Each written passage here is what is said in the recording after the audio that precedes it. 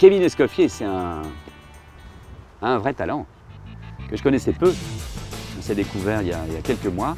C'est un garçon qui sait tout faire, qui s'est exprimé pleinement avec ce bateau-là particulièrement, parce que c'est quelqu'un en qui Pascal a mis une grande confiance.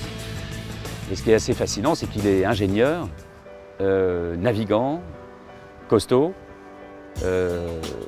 très bon compagnon, très sympa comme tout. Cette culture familiale, les Escoffier à Saint-Malo, alors évidemment, c'est ces messieurs de Saint-Malo, on pourrait les appeler quasiment. On sent qu'il a de l'expérience technique. A priori, l'expérience technique qu'il a fait qu'il apprécie également le bateau, puisqu'on n'a pas eu à changer, ou il n'a pas demandé grand-chose comme modification sur le bateau. Donc. Kevin est l'un des artisans de ce bateau-là, donc c'est celui avec lequel j'ai le plus de discussions techniques. Et il aime bien, du haut de son peu d'expérience, ou du moins de peu d'années dans le métier, et de beaucoup d'expérience, je trouve, et on a des conversations riches.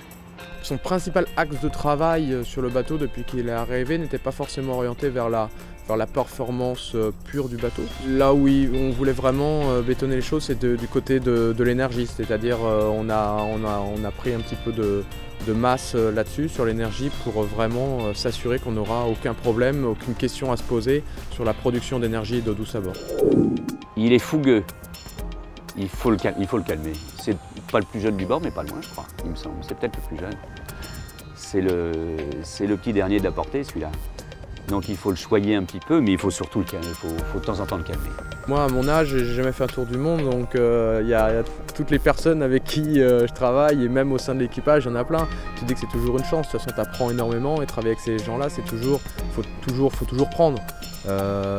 Après, moi aussi j'essaie d'apporter également, il faut aussi essayer d'apporter. Il ne faut pas que l'échange, encore une fois c'est de l'échange, donc ça va dans les deux sens.